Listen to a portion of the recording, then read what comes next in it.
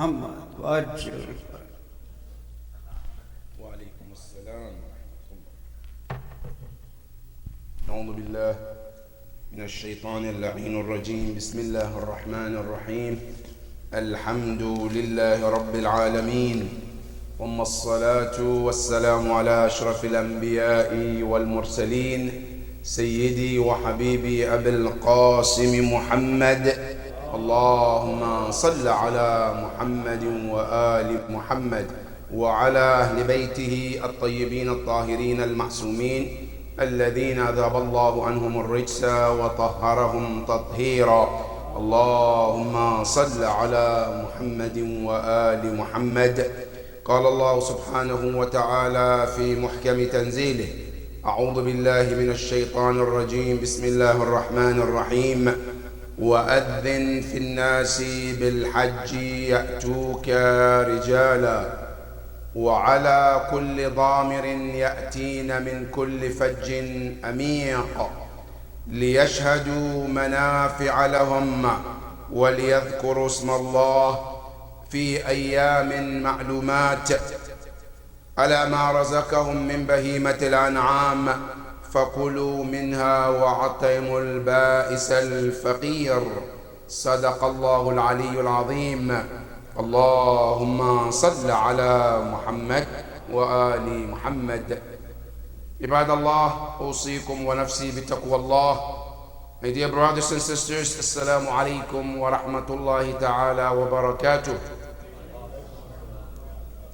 The beginning, all praise belongs to Allah subhanahu wa ta'ala for all His blessings that are countless, and we send our salutation and respect to our leader, our mentor, our example, our prophet, the best creation Allah subhanahu wa ta'ala created, Ar-Rasul al-A'zam sallallahu alayhi wa alihi wa sallam. Thank you. May the blessing and peace of Allah be upon him, and so as his household, the chosen ones, the trusted ones, the most knowledgeable ones, the ones that Allah subhanahu wa ta'ala chose to be the successors of the Prophet. Peace and blessing of Allah be upon all of them, and may Allah subhanahu wa ta'ala count us the true followers of Allah and the Prophet and Ahlul Bayt alayhimus salam. My dear brothers and sisters, another day to remind one another about Allah subhanahu wa ta'ala. Let each and every soul keep in mind that there is Allah and Allah is watching, and He knows everything we do, whether be in private or in public. And not only He knows, He will hold us accountable yawm al-qiyamah for those actions. Now if this action becomes the smallest action ever, Allah says He will bring it yawm al-qiyamah, whether good or bad. And He says, فَمَنْ يَعْمَلْ مِثْقَالَ ذَرَّةٍ خَيْرًا يَرَى. Doesn't matter the size of the action. If it's good, Allah says you will see it. Now, the location of the action doesn't matter too. Not only the size, the place. And He says in Surah Luqman, where Luqman was talking to his son, يَا بُنَيَّ إِن تَقُ مِثْقَالَ حَبَّةٍ مِّنْ خَرْدَلٍ فَتَقُنْ فِي السَّمَاوَاتِ أَوْ فِي الْأَرْضِ يَأْتِ بِهَا اللَّهُ. Say, my son, let it be known to you that no matter what the size of the action could be, and the location happened to be in the heavens or the earth, you see, Allah will bring it to you. So the location also is another factor. Now, sometimes I think, oh, nobody saw me. I did it in hiding. I did it in a place where nobody can ever even imagine. But remember, Allah is watching, and He will bring it to your attention yawm al-qiyamah. And Allah tells us that yawm al-qiyamah, when people are given their books, and they open the books, and they started seeing their deeds, and they come across the smallest action they never thought, Allah will record it. He found it in them. And they said, Quran says, Quran is quoting them, قالوا ما لهذا الكتاب لا يغادر صغيرة ولا كبيرة إلا أحصاها ووجدوا ما عملوا حاضرا ولا يظلم ربك أحدا. Allah said, people will look in the book, say, Ya Allah, why all of this? Ya Rabb, I never thought this will be mentioned. Yes. Why this book doesn't leave the smallest action, nor the greatest action? All is mentioned. Allah said, yes, everything you have done, you will see it in there. Ya Rabb, we ask you to help us to do the right thing, Ya Rabb al-Alameen. Ya Allah, help us to always be under your obedience, Ya Rabb al-Alameen. My dear brothers and sisters, today our khutbah is continuation of last week's khutbah, which is about Hajj. But today we're talking about the philosophy of Hajj. Last week we talked about the sequence of how to perform Hajj. What is called Hajj in the eyes of Islam according to the fiqh. Where do you start and how do you end it? But today our khutbah is the philosophy of Hajj. Now you have to understand, every ibadah we do in Islam, be fasting, whether be a Hajj, whether be namaz, they all have philosophy behind what we're doing. And today we're talking about falsafatul Hajj. What is the philosophy of Hajj? What is the wisdom behind Hajj? Why did Allah prescribe Hajj upon mu'mineen? But before we go there, let's look at the ayahs that we just read in Surah Al-Hajj, which is ayah 26, ayah 27 and 28, where Allah is telling Ibrahim, He said unto him, وَأَذِّن فِي النَّاسِ بِالْحَجِّ. Now, there is one important lesson here. And that is, when you look at the ayah 26, it's a promise Allah is promising whom? Ibrahim alayhi salam. And this is one of the things you can understand how true Islam could be, how it's a true religion. Because the ayah 26, Allah is promising Ibrahim something he didn't know if it will happen or not. And then eventually today we see it. At the time of Ibrahim, the conversation was between Allah and Ibrahim, where Allah promised him things, and today it materialized in before our eyes that we see today. What is it? It is mentioned that after Ibrahim finished building the Hajj, Allah told him to call people for Hajj. Now Ibrahim alayhi salam was wondering, Ya Allah, how can people come to this place and perform Hajj when this is only desert? No house, no food, nothing. How could that be possible? Allah promised him, Ya Ibrahim, وَأَذِّن فِي النَّاسِ. You call humanity. Now, Ibrahim alayhi salam, he is thinking Mecca itself is a small city, okay, back in those days. And the people of Mecca, I don't think I can get all of them to come there. Now, let alone the entire Hijaz, right? Now, let alone the entire world. How can that be possible? Ibrahim couldn't get his head around it. Then Allah subhanahu wa ta'ala says, يَأْتُوكَ رِجَالًا. Ya Ibrahim, it's a promise from Allah. Take it. What is it? Allah said, I promise you, when you make the call, they will come. Human will come to this house. How they will come? How will they come? Allah said, يَأْتُوكَ رِجَالًا. Some of them will come by foot. Despite the distance of where they are, they will walk to come to this house. Allahu Akbar. Ya Ibrahim, did this happen? Yes, it happens. Many people walk from their homes to Mecca to perform Hajj. One of the best example, our Imam al-Hasan al-Mujtaba alayhi afdalu salatu wassalam. Imam al-Hasan al-Mujtaba, every Hajj he performed was by foot.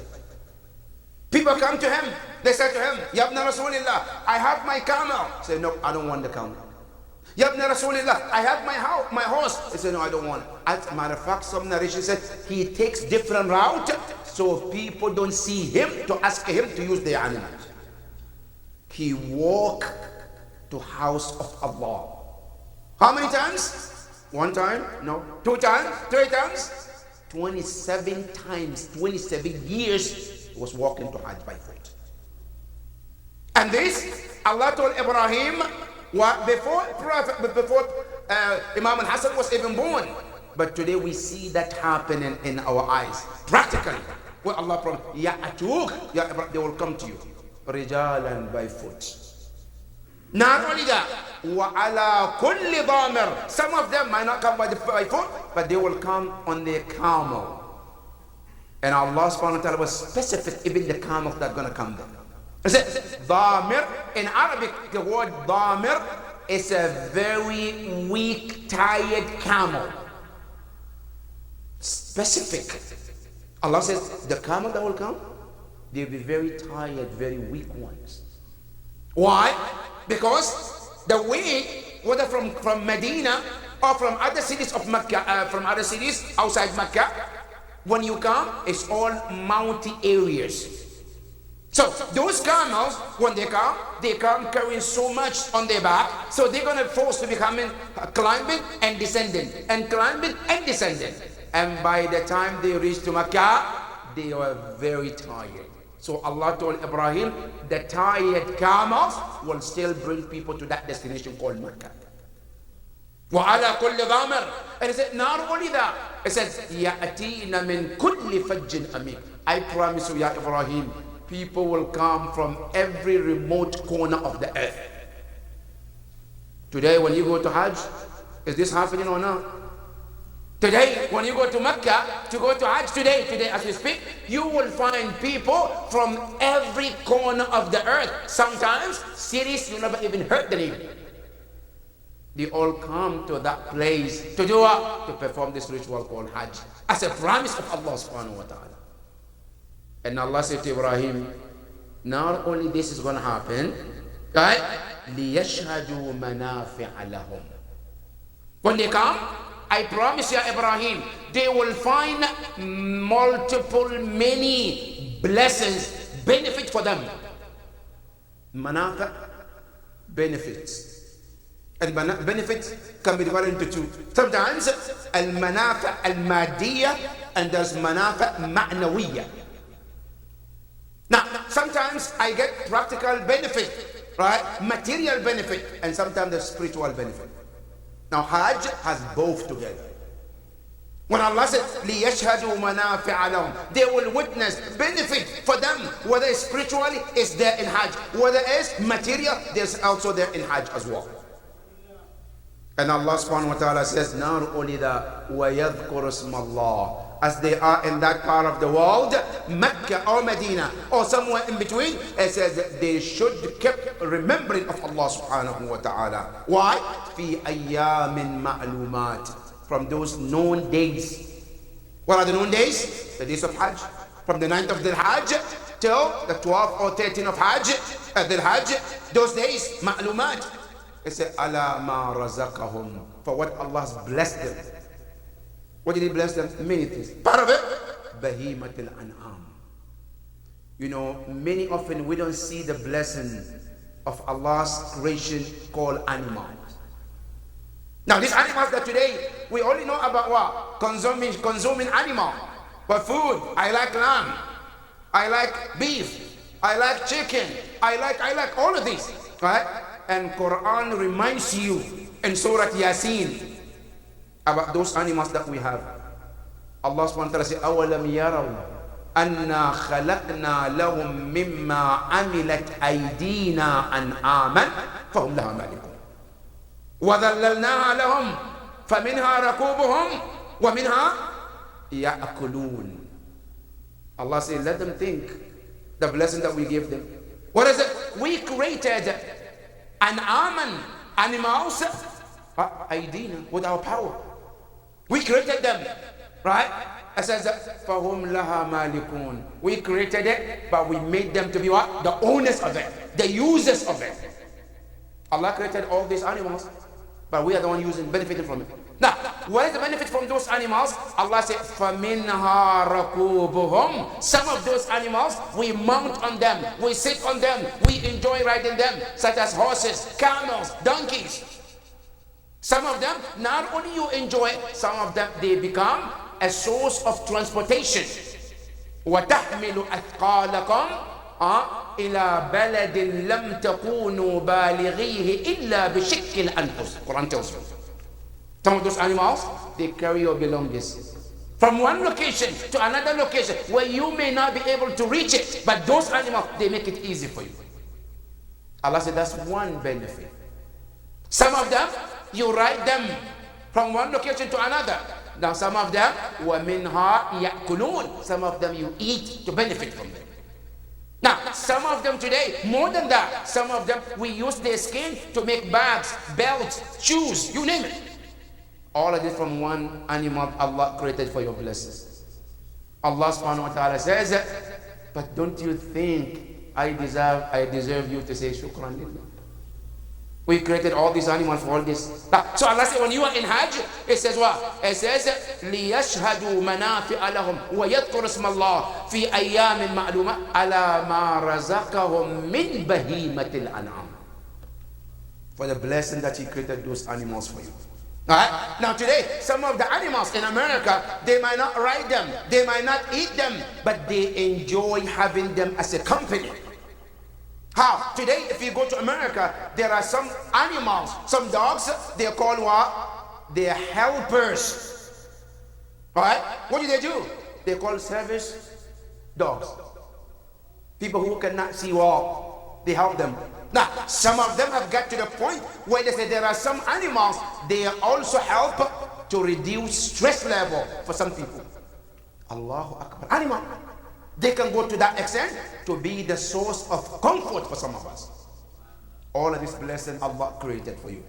So Allah said, when you're in Hajj, remember that. عَلَى مَا رَزَقَهُمْ مِنْ بَهِيمَةِ الْأَنْعَامِ. Then He said, فَكُلُوا مِنْهَا. When you happen to be in Hajj and you sacrifice whether a camel, whether a goat, whether a sheep, whether a cow, Allah says, one of the recommendation is, فَكُلُوا مِنْهَا. Eat from that animal that you sacrifice for Allah. Then what? It says, وَأَطْعِمُوا الْبَائِسَ الْفَقِيرِ. And remember to give to those who happen to be poor people. And this word, the meat of sacrifice comes in. Right? Now, when you are in Hajj, Quran says you can divide your meat into two. One is for yourself to benefit from it. The other one to give every poor people that you know. And that is one of the benefits of this Hajj. And there are more benefits. And today, as we talk about what is the philosophy of Hajj that we can learn from, there are many philosophies, many lessons we can learn from Hajj. Number one, and it's called Al-Bu'dul Akhlaqi. There is moral lesson from Hajj. When we go to Hajj, it's not just to do ibadah and that's it. No, there are moral we can learn. One of them is akhlaq. What do you learn from Hajj when we go there in terms of akhlaq? Now Hajj, when we go there, it teaches us many things. One of them is what? To detach ourselves from material world. We are in this world, we attach ourselves to material world. Hajj, what it does, it helps you to be able to detach yourself from these material things. Not only that, when we go to Hajj, there are what we call al-imtiyazat al-zahiriyya. What we call classism in our world. Right? There are rich people, middle class, lower class. That's what we created it. Today, even in America, when you go, there are some neighborhood, they are known as our rich area. If you're poor, you can't come there. Now, there are some places, it's not middle class. If you're poor, you can't come there. Now, there are some area, it's the poorest area. And in America, we call it ghetto. Alright? That's the neighbor that we know. They are the poorest people. That is what we classify them. When we go to Hajj, there is nothing called classes. All of this made up? No, I'm the president. Oh, you are not president. I'm the chief. I'm the rich. When we go to Hajj, Allah said, all of this, you leave it where you're coming from. When you come to the city of Allah, Allah said, you are all one and equal in my sight. All of these classes were made by you, not Allah subhanahu wa ta'ala. That's one thing we learned from Hajj. Not only that, the clothes that we wear, for example, I am a poor guy. I only buy from the thrift store. Good. Another person, he's so rich, he only buys what? In the most expensive stores. His shoes cost thousands of dollars. Right? His shirt, his suit cost thousands of dollars. When he dressed, mashallah, you know, every clothes cost 20, 30, $40,000. Good. When you come to Hajj, Allah said all of that clothes doesn't matter. Put it aside, and all what matter is something called what? Ihram. And all of you are equal in that. That today, when we go to Hajj and we work in the Ihram, all the men, you cannot tell who is rich, who is poor, because they all have what? The same color, the same cloth. That is one of the teaching of akhlaq, to learn to know, to become humble. That yes, when I'm in my country, I consider myself the richest. I consider I'm the boss. I'm the one who says, and everybody have to listen. When you come to Hajj, Allah said, all of you are one and equal. And we learn that from Hajj. Not only that, Hajj also reminds us, it's not always to have to be enjoyment every time. I have to be feeling good. No, sometimes certain things that makes you happy, you enjoy doing it. Islam says no, you can't do them. Allahu Akbar. Including what? Your own spouse. When you go to Hajj and you wear the ihram, your wife become haram on you. Ya Rab, I married her. Yes. She's my comfort. She's my company. Allah said no. Here, I'm your only company. Not human, not anybody else. All of this becomes haram on you while you are in the state of ihram, to teach us how to distract ourselves from all these material things that we enjoy doing that. Ya Rab, in my house, I have a mattress. That mattress cost thousands of dollars. In my room. Good. You come to Mecca, Allah subhanahu wa ta'ala says, yes, when you get to a place called Mash'ar al-Haram, you sleep on the floor. Ya Rab, my house costs millions of dollars. My mattress, mashallah, has a remote control. One side can be lifted while the other side is bound. Yeah, yes, that's there. Here, you sleep on the floor like anybody else. Now, this guy who came from any part of the world, he doesn't have a mattress. He sleeps on the floor. Allah says, you and him are equal here. Allah teaches us the equality in Hajj. That all of you, all of this, I'm rich, I'm this, it's all human made. But Allah said, in my sight, you are all equal. That's one of the things we learn. Not only that, Allah subhanahu wa ta'ala teaches you in Hajj how to strengthen your relationship with Him and only Him. All this relationship that we created with other human beings, with other creatures, Allah said the most important relationship is with Him. Now, in Hajj, you get to strengthen that relationship with Allah subhanahu wa ta'ala. And by the time you finish Hajj, that bu'd al-akhlaqi materialized in you. And that is one of the philosophies of Hajj. That is number one. Number two, and it's called al-bu'd al-siyasi. And what does it mean? The political aspect of Hajj. Hajj has a political too. What does it mean? Now, number one, Hajj teaches us that, number one, you have to understand, in Islam, there are two relationships that Islam honors and emphasizes. The first relationship is your relationship with your Creator, Allah subhanahu wa ta'ala. The second one is your relationship with the other creation, human being like you. Now, when you go to the Quran, you see Allah emphasize these two relationships in every corner of the Quran. In the Quran, Allah subhanahu wa ta'ala says, Ya ayyuha alladhina amanu, aqimu as-salat wa atu az-zakat. Aqimu as-salat wa atu az-zakat. Now, aqimu as-salat is about what? Establish prayer, 5 daily prayers. That is to strengthen your relationship with Allah. Wa atu az-zakat is to strengthen your relationship with the other human being. These two relationships in Hajj, you get to learn that Allah subhanahu wa ta'ala teaches you. What we call discrimination, racism, doesn't exist in Islam. Now, in our own countries, I'm a racist. Yes, I think that my ethnicity is better than that. My color is better than this. I'm coming from this country. We're better than this. When you come to Hajj, Allah says, all of you, regardless of your country, your race, you're all one. And He reminds you the purpose of these different colors that Allah created. In Surah Al-Rum, Allah says, وَمِنْ آيَاتِهِ أَنْ خَلَقَكُمْ وَاخْتِلَافِ أَلْوَانِكُمْ وَأَلْسِنَتِكُمْ. Say one of them to learn when we created you, different colors, different languages, it's nothing but what? To reflect on the ability of Allah subhanahu wa ta'ala. Now, another surah in Surah Al-Hujurat, Allah reminds you, it says, يَا أَيُّهَا النَّاسِ إِنَّا خَلَقْنَاكُم مِّن ذَكَرٍ وَأُنثَى وَجَعَلْنَاكُمْ شُعُوبًا وَقَبَائِلَ لِتَعَارَفُوا إِنَّ أَكْرَمَكُمْ عِندَ اللَّهِ أَتْقَاكُمْ. Allah says, yes, we created you. Different tribes, sub-tribes, right? Different languages, we made that. But the purpose is what? لِتَعَارَفُوا, to get to know one another and to know the ability of Allah subhanahu wa ta'ala in His creation. But today, this becomes the source of discrimination. Looking down upon one another, right? Looking that no, some people taking another advantage of other group, oppression, and the list goes on. Now in Hajj, Allah subhanahu wa ta'ala tells you that all of these doesn't have a room in a religion called Islam. When you come to the house of Allah, Allah says you're all one. This racism, no, I'm better, no, they're better, no, we are this. All of this doesn't matter, because in the eyes of Allah you're one. And the Prophet sallallahu alayhi wa alihi wa sallam,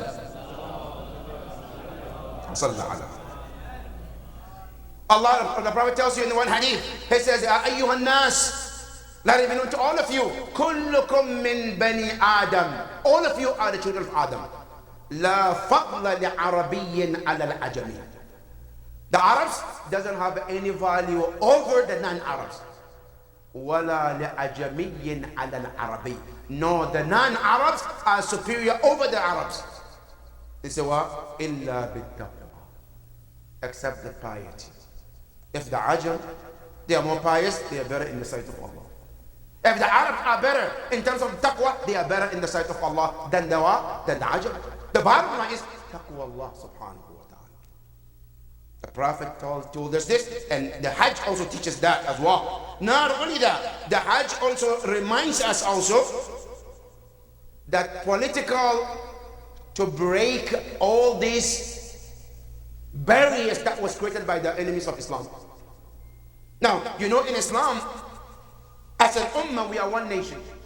Now, all of these borders that was created, no, you cannot go here. This is this part, this is this country. All of this was made by human beings. Allah didn't create that. As a Muslim ummah, Hajj comes to break that lines that was created by the non-Muslims. To teach us that we're one nation. Inna hadihi ummatukum ummatul wahid. Allah says you're one nation, you're one ummah. Hajj teaches that as well. Now, not only that, Hajj also comes to break any type of slavery. Whether it's mental slavery, or physical slavery, or financial slavery, all of that. Hajj comes to break all of that. That if you want to be a slave, be the only slave of Allah subhanahu wa ta'ala. Don't allow the others to enslave you. No, don't allow yourself to enslave others. You're all slaves to Allah subhanahu wa ta'ala. Hajj come to teach us that all of this doesn't exist in Islam. And that is why when we go to Hajj, Allah subhanahu wa ta'ala tells us to do bara'a min al-mushrikeen.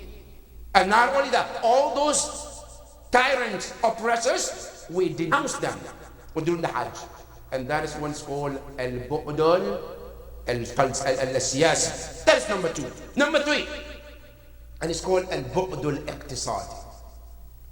Wallah, brothers and sisters, if we as Muslims are to practice the teaching of Islam the way it's designed, we will be the superior over the entire world. You know, Hajj is also one of the economical sufficient that Islam created for us. Do you know that Islam allows you as a Haji, I'm traveling to Mecca to do Hajj. Allah said, can I do business? Yes, you can. Can I take something there to sell and make money? Yes. Can I buy something there to bring back home and sell? Yes. While I'm there for Hajj? Yes, you can. Allahu Akbar. Not only that, Islam helps us to create what you call the universal marketing among the Muslim Ummah. That the Muslims, you have this market among the Muslim Ummah. I'm from the United States, somebody's from Japan, someone is from Malaysia, he's from Africa. We all come together and establish global marketing among the Muslim Ummah, where we buy and sell and benefit one another as a Muslim Ummah. All this come under the umbrella of Hajj. If we are to practice the Hajj as the way it's supposed to. And that is al-bu'dul al-iqtisadi. All of this today, we have Muslims are suffering in many corners of the earth that no, you cannot do this, embargoes, you cannot sell, you cannot. All of this because we are not united. If the Muslim Ummah are to become one Ummah and unite under one umbrella and work with one another, then there is no any other non-Muslim can threat Muslim countries for not buying or selling anything from them. All of this can come from Hajj. And that is called al-bu'd al-iqtisadi. Then number 4 is called al-bu'd al-thaqafi, cultural exchange as well. Now, you know, we're all created one. We are all different human beings. We have different ethnicities. Now, Islam teaches you when we go to Hajj, we can learn from one another. Your culture, as long as it's within the teaching of Islam, I can benefit from it, and you can benefit from my culture. And we do what we call to make a networking system among the Muslim Ummah. Because the Muslim Ummah, they have a network. Now, we solve our issues as a one Ummah. I might come from Indonesia, from Malaysia. We have issues, and we come up with a solution how to solve those issues. Now, we live in another country. Up to now, we haven't figured out the solution to it. Now, those Malaysians, Indonesians, they can share their way or their experience with us as a Muslim, so we can also eliminate the issue we're facing. Share this experience with one another. And that is the purpose of Hajj. When we happen to be in what? In Mina, networking, get to know each other, get to strengthen the relationship among the Muslim Ummah. All of this can be found in the Hajj if we are to perform the true Hajj. And all of these are called what?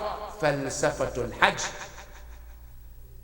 Unfortunately, all of these have not been done by the Muslim Ummah. But we pray to Allah subhanahu wa ta'ala that a day comes where Muslims understand the philosophy of Hajj and materialize it and practice it so that the Ummah can benefit at large, inshaAllah. We pray to Allah subhanahu wa ta'ala to accept all our Hajjs, Ya Rabbil Alameen. Ya Allah, those who have been gone to Hajj this year, Ya Allah, help them to perform their Hajj safe and come back safe, Ya Rabbil Alameen. Ya Allah, we ask you, all the Hajjis across the board, whoever left their countries, gone there, Ya Allah, accept their prayers, Ya Rabbil Alameen. Ya Allah, protect our Ummah, Ya Rabbil Alameen. بسم الله الرحمن الرحيم والعصر إن الإنسان لفي خسر إلا الذين آمنوا وعملوا الصالحات وتواصوا بالحق وتواصوا بالصبر صلوا على محمد وآل محمد.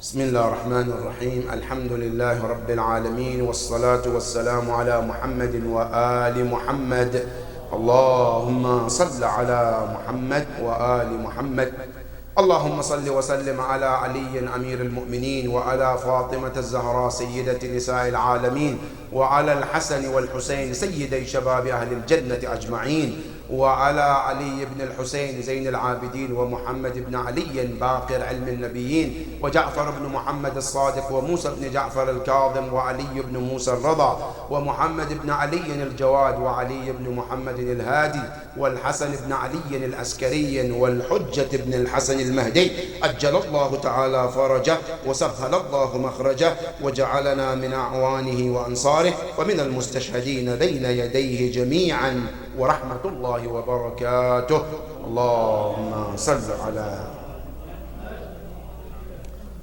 One of the events of this week is the Shahada of our ninth Imam, Al-Imam Muhammad Al-Jawad alayhi salam. Allahumma salli ala Muhammad wa ali Muhammad. Today I want to share one of the sayings of Imam Al-Jawad alayhi salam, where he says, ثلاثة يبلغن بالعبد رضوان الله تعالى. There are three things that can help a servant to earn the pleasure of Allah. You know, earning the pleasure of Allah is the greatest blessing you can ever ask Allah. When Allah is pleased with you, that is the greatest blessing. The Quran tells you, وَرِضْوَانُ اللَّهِ أَكْبَرُ. The pleasure of Allah is the greatest blessing. Now, Imam al-Jawad alayhi salam tells you, what can you do to earn that? And he said, ثَلَاثَةٌ. There are three things you can do. Number one, what are they? It's a kathratul istighfar. Doing a lot of istighfar. My dear brothers and sisters, istighfar is the best solution to every problem you can ever think of. Now, there is a book written by one of the scholars, and the book is called Adhkarul Arifin.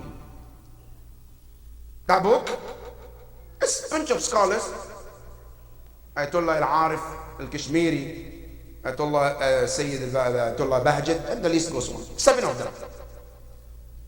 There's a chapter where they ask Ayatollah Bahjat, one of the Arif of our time. They ask him, I'm going through so much, financial, spiritual, everything you can take, sick, everything. What can you suggest me to do? He told him, say istighfar. Then what else? He said, say istighfar. And he said it to him. He said, if your solution, if your problem never gets solved, then know that you haven't said istighfar enough. So when he said it enough, every problem of yours will be what? Will be taken care of. Now, just take this word, what he said, and I'm going to show you ayah from the Quran, which makes also support what Ayatollah Bahjat is saying. In Surah Nuh, Prophet Nuh tells his people, فَقُلْتُ اسْتَغْفِرُوا رَبَّكُمْ إِنَّهُ كَانَ غَفَّارًا يُرْسِلِ السَّمَاءَ عَلَيْكُمْ مِدْرَارًا وَيُمْدِدْكُمْ بِأَمْوَالٍ وَبَنِينَ وَيَجْعَلْ لَكُمْ جَنَّاتٍ وَيَجْعَلْ لَكُمْ أَنْهَارًا. That Nuh was telling his people that Allah is telling me to tell you. Say istighfar, and every problem that you encounter will be taken away.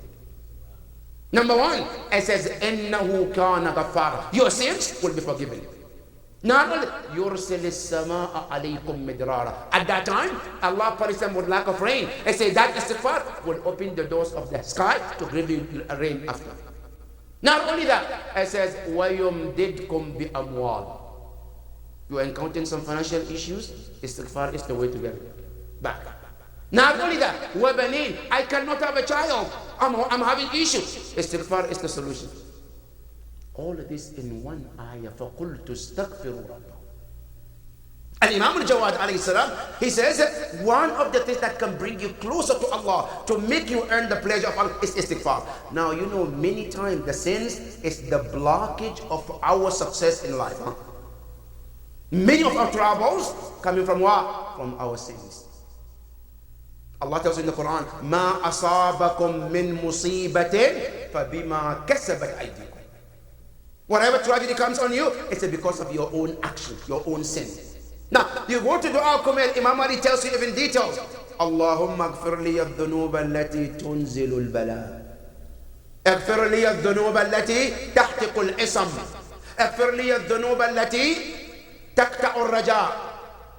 And the list goes on. All of this because of sins. And istighfar takes care of that.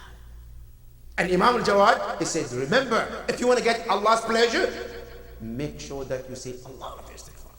That's number one. Number two, he said, walinul janib. Being soft with Allah's creation. Being kind to others. Being merciful to others. Being good from your wife, children, others, be kind to them. The more kind you are to others, Allah's creation, the more Allah become kind to you. And that will help you to earn the pleasure of Allah. That's number two. Number three, it says, وَكَثْرَةُ الصَّدَقَةِ. Giving a lot of sadaqah. Taking care of those who are needy, Allah will take care of you. That's Imam al-Jawad alayhi salam. Peace be upon him on the day he was born, and peace be upon him on the day he died, on the day of his martyrdom. And may Allah subhanahu wa ta'ala grant us the tawfiq to be a true followers of Imam al-Jawad alayhi salam, inshaAllah. Sallallahu. But last not the least, it's about the tragedy that our community experienced this last week, about the shooting that took place in a family, which left at least 4 people dead, a brother and the 3 sisters. It's a very tragic and very sad. We pray to Allah subhanahu wa ta'ala to forgive all of them, Ya Rabbal Alameen. And we pray to Allah to also protect our community, Ya Rabbal Alameen. And we pray to Allah subhanahu wa ta'ala to let this to be the end of our experience such in our community, Ya Rabbal Alameen. But the very important lesson that I want to talk about in a few minutes, brothers and sisters. And that is, when this tragedy happens, many often we rush to judgment. We rush to saying things. Some people even said, he doesn't deserve ghusl. He doesn't deserve burial. He doesn't deserve this. No, Islam is not my opinion. Islam is Allah's opinion and what the Prophet says. And 2, brothers and sisters, whenever tragedy happens and we don't have all the facts, don't rush to judgment.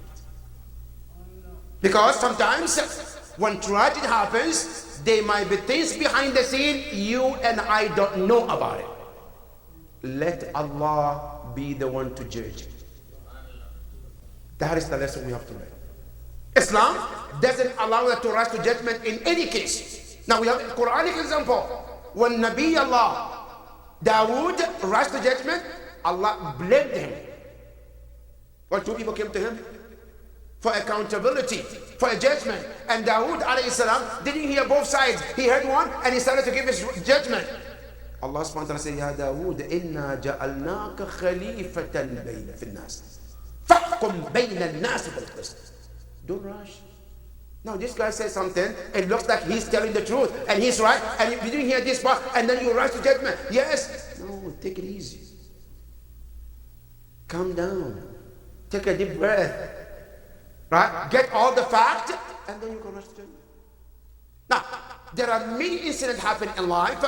When we look at the surface of it, we come to judgment and say, oh, it's wrong. But if you are to know the fact, your mind will change. Well, let me share with you one story, brothers and sisters. It's a real story. There was a man who often goes to nightclub. He goes to nightclub. He prays, mu'min. He prays 5 daily prayer, but at night he tells his wife, go to the office. Where's he going? Nightclub. Good. And he comes back after Fajr. One day he died in the night. Now when I say nightclub, I say, oh my God, he's mushrik, right? How can you do it in a nightclub? Okay, now listen. One day he died in the nightclub. The news came, and I was like, oh my God, A'udhu Billah, he's kafir, he's this, he's this. The Muslims said, no, we are not going to give him burial. Let him rot in that. What is he doing there? Right? The news got to his wife. The poor wife says, my husband is not what you're thinking of. Allahu Akbar. He's a nightclub. What else would he be doing in the nightclub? I says, my husband, I know him. He said, as a matter of fact, he went there for a good cause. What could be a good cause? In the nightclub. He said he goes there to do da'wah to those women and men who go there. Allahu Akbar. But do you know that? What do you think about negative, right? When the purpose is for different. He goes there and tells those women who are there to deceive men or men to be taken. He pays them money and says, sit there so that I can just, how much do you charge this guy? I said, this amount. I said, I'll pay you just to sit down and listen to Quran with me. That was what he does, and he was able to save many Muslims in that nightclub. And he continued to do that until the day he died in the nightclub. Now, who is there to save him? You announce that, oh, he's going to hellfire. Now, the wife is telling you that this is who my husband is, and I know who he is. But if we don't have the facts, what do we say? He's doing haram in the nightclub. So when something happens, we need to take a deep breath and take a moment to reflect. Right? Now, whatever happened, it's a tragedy, no doubt about it. Somebody killing someone, it's a tragedy. Killing one life is a tragedy, no doubt about it. But do I have all the evidence to make a judgment and say, no, he doesn't need to be given ghusl, he doesn't need to be in kafan, he doesn't want me to say all of that? Now, let me tell you, brother, Islamically, somebody killed someone, right? He killed someone, Islamically. If we happen to be in the state of Islam, what is the rule? What did the Maraja say to do to him? Now, the person has to be killed, right? And nafsu bin nafs. Good. Now, we caught him. All the evidence that he's a killer, he admit, or evidence proof that he's a killer. Good. What do we do? When we kill him, we're going to cremate him because he killed somebody? No. Our Maraja said he will be asked to do ghusl. He will be kafan. And he will be prayed on. And he will be buried in the Muslim cemeteries. Yeah, Islam. He killed people. Yes, he did. Yes, he's a sinner. Yes, right. But what? That doesn't take away from the fact that we have responsibility to bury them. Now think about it, brothers and sisters. Now somebody killed is a major sin, no doubt about it. Drinking alcohol, what do you call that? Major sin too. When somebody drink alcohol and they die, do we wash them and bury them or not? Of course we do. Now, somebody commits zina, he died. Do we have the responsibility to bury them? Yes. Give them ghusl and kafan and bury them? Yes. Now, it's a sinner too? Yes. Somebody killing someone does not deny them the proper ghusl and kafan by Islam. Now, when does somebody doesn't have the right for our kafan and ghusl and burial? When the person becomes murtad.